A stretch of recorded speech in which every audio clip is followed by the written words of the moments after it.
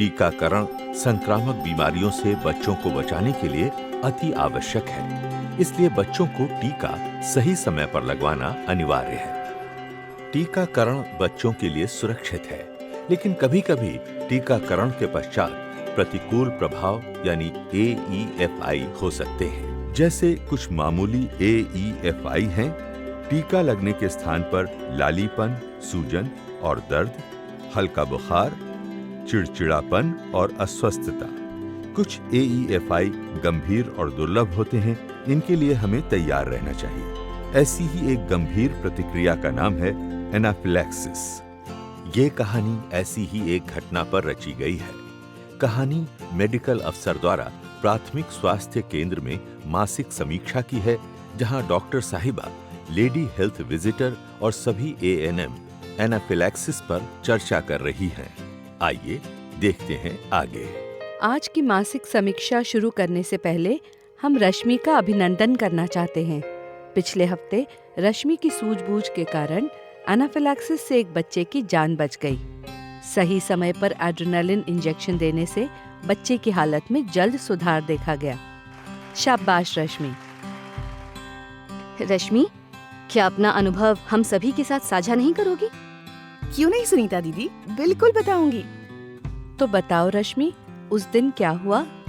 उस दिन टीका लगाने के बाद मैंने हमेशा की तरह बच्चे की माँ और बच्चे को आधा घंटा वहीं रुकने को कहा, और फिर ये देखिए, मेरे सूरज को क्या हो रहा है? अरे, इसका चेहरा तो पूरा सूज गया है। सांस लेने में भी दिक्कत हो रही है। अरे, मेरे बच्चे को क्या हो गया? घबराओ नहीं बहन, लगता है बच्चे को रिएक्शन हुआ है। अभी मैं इसे इंजेक्शन लगा देती हूँ, जिससे बच्चे की हालत में सुधार आ जाएगा, और फिर डॉक्टर को दिखा देंगे। मुझे वो एनाफिलैक्सिस के लक्षण जैसे लगे, तो फिर मैंने बिना देर किए एड्रेनालिन का एक डोज देने की तैयारी करनी शुरू कर दी। सबसे पहले मैंने एनाफिलैक्सिस किट से डोज चार्ट में देखकर बच्चे की आयु के अनुसार एड्रेनालिन का इंजेक्शन तैयार किया, और फिर मैंने बच्चे की जांघ के मध्य भाग के बाहरी हिस्से को साफ करके 90 डिग्री से सीधे मांसपेशियों पर इंजेक्शन लगा दिया। उसके बाद मैंने इसकी सूचना नजदीकी प्राथमिक स्वास्थ्य केंद्र के मेडिकल अफसर को दी और एम्बुलेंस भी बुलवा ली। लो, एम्बुलेंस भी आ गई। बहन, बच्चे को डॉक्टर को दिखा देना। मेरी प्राथमिक स्वास्थ्य केंद्र के मेडिकल अफसर से बात हो गई है, और देखो, बच्चे में थोड़ा सुधार भी आ रहा है। हाँ जी, आपका बहुत धन्यवाद, वरना मैं तो घबरा ही गई थी। माँ का अपने बच्चे के लिए घबराना तो लाजमी है। और फिर बच्चा स्वास्थ्य केंद्र पहुँच गया, और डॉक्टर साहिबा की देखरेख में कुछ ही घंटों में वो ठीक भी हो गया। शाबाश रश्मि, तुमने एक समझदार ANM की तरह स्थिति संभाली। शाबाश। धन्यवाद मैडम जी। मैडम, ये एनाफिलैक्सिस क्या होता है? एनाफिलैक्सिस एक गंभीर एलर्जिक रिएक्शन है जो ज्यादातर श्वसन प्रणाली, हृदय और त्वचा प्रणाली को प्रभावित करता है। इसे समझना बहुत जरूरी है। मैडम, हम एनाफिलैक्सिस की पहचान कैसे कर सकते हैं?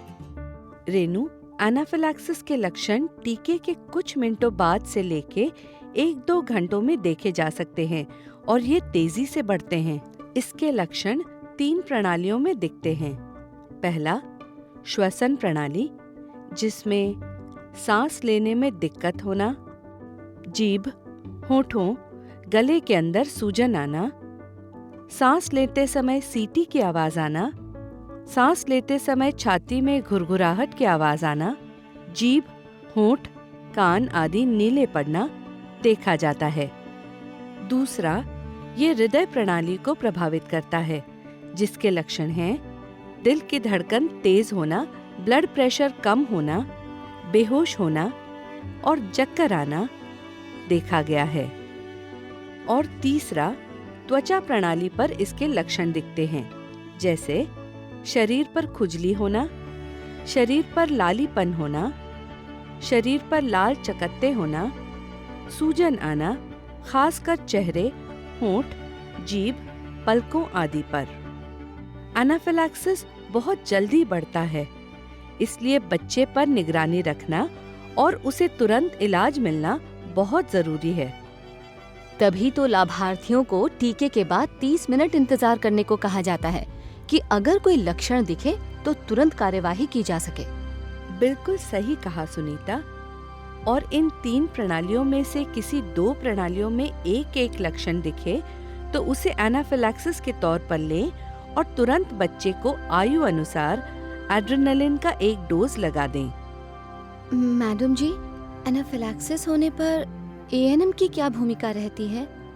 एनाफिलैक्सिस का सही समय पर इलाज न करने पर यह जानलेवा हो सकता है।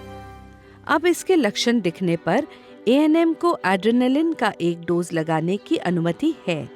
इसलिए सुनिश्चित करें कि टीकाकरण सेशन करते समय आपके पास एनाफिलैक्सिस किट मौजूद हो। एनाफिलैक्सिस किट हमेशा तैयार होना चाहिए और हमें हर 3 महीने में इसे मेडिकल अफसर से एक्सपायरी डेट के लिए प्रमाणित कराना जरूरी होता है। एकदम सही। मैडम, एनाफिलैक्सिस किट में क्या-क्या सामान मौजूद होना चाहिए? अच्छा प्रश्न पूछा पूजा। किट में एड्रेनलिन के 1 ml 1:1000 डाइल्यूशन की 3 एम्प्यूल, 3 1 ml के बिना सुई वाले ट्यूबरक्यूलिन सीरेंज या 3 40 यूनिट्स के बिना सुई वाले इंसुलिन सीरेंज, 3 24G या 25G की 1 इंच लंबी सुइयां और त्वचा साफ करने के लिए रुई मौजूद होनी चाहिए। हमें एड्रेनलिन की एक्सपायरी डेट का अवश्य ध्यान रखना चाहिए।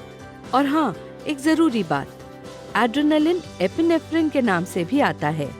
इसके अलावा एनाफिलैक्सिस किट में डोज चार्ट या खुराक सारणी, PHC या CHC के मेडिकल अफसर का नाम और फोन नंबर, नजदीकी स्वास्थ्य केंद्र का पता और लोकल एम्बुलेंस का फोन नंबर होना भी जरूरी है। किट में मेडिकल अफसर द्वारा दिया गया प्रमाण पत्र भी होना चाहिए। मैडम जी, अगर सुनिश्चित हो जाए कि बच्चे को एनाफिलैक्सिस है तो क्या करना चाहिए? एनाफिलैक्सिस सुनिश्चित होने का इंतजार ना करें। जैसे ही लक्षण दिखें और आपको जरा सा भी शक हो तो बिना डरे सही मात्रा में एड्रेनलिन का एक डोज लगा दें। अगर एनाफिलैक्सिस ना भी निकला तो एक डोज से बच्चे को कोई नुकसान नहीं होगा, लेकिन अगर एनाफिलैक्सिस हो तो बच्चे की जान बचाने में वो एक डोज बहुत कारगर होगा। बस हमेशा ध्यान रहे कि इसकी सूचना जल्द से जल्द नजदीकी अस्पताल के मेडिकल अफसर को दें और बच्चे को नजदीकी अस्पताल में भर्ती कराने के लिए एम्बुलेंस की व्यवस्था करें। अगर एम्बुलेंस के आने में देर हो रही हो तो किसी दूसरी गाड़ी में बच्चे को नजदीकी अस्पताल ले जाएं। इसके लिए जरूरी है कि आप नजदीकी अस्पतालों के टेलीफोन नंबर सरकारी प्राथमिक स्वास्थ्य केंद्रों में रखें। मैडम जी, एड्रेनलिन इंजेक्शन लगाने का सही तरीका क्या है, बता दीजिए ना। हाँ बिल्कुल। सबसे पहले शिशु की आयु के हिसाब से डोज चार्ट में एड्रेनलिन डोज की मात्रा देख लें।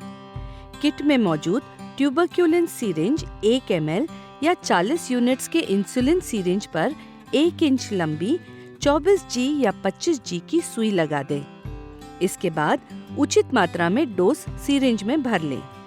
फिर रुई से जांघ के मध्य भाग के बाहरी हिस्से को साफ करें और 90 डिग्री के कोण पर सीधे मांसपेशियों में इंजेक्शन लगा दें, बिल्कुल वैसे जैसे आप पेंटावेलेंट या DPT का टीका लगाते हैं। एक बात और, अगर बच्चा होश में है तो उसे सीधे लेटाकर उसके पैरों को ऊपर उठाकर रखें ताकि खून का बहाव दिल की तरफ ज्यादा हो। और अगर बच्चा बेहोश है तो उसको एक तरफ करवट पर लेटाकर रखें ताकि अगर बच्चे को उल्टी हो तो वो उसके श्वास नलियों में ना जाए। इसके साथ ही ध्यान रखें, एड्रेनलिन इंजेक्शन लगाने का समय नोट करें, मेडिकल अफसर को रोगी की स्थिति के बारे में बताएं। एड्रेनलिन इंजेक्शन लगने के बाद टीकाकरण कार्ड पर इसका उल्लेख करें। ये सारी बातें समझना बहुत जरूरी है। सभी माता पिता और अभिभावक हम पर भरोसा करते हैं और ये हमारी जिम्मेदारी बनती है कि एनाफिलैक्सिस से किसी की जान ना जाए। क्यों? अब सबको एनाफिलैक्सिस के बारे में सब याद रहेगा ना? हाँ हाँ दीदी, दीदी, अच्छे से। इन सबको तो याद रहेगा। क्या आपको याद रहेगा?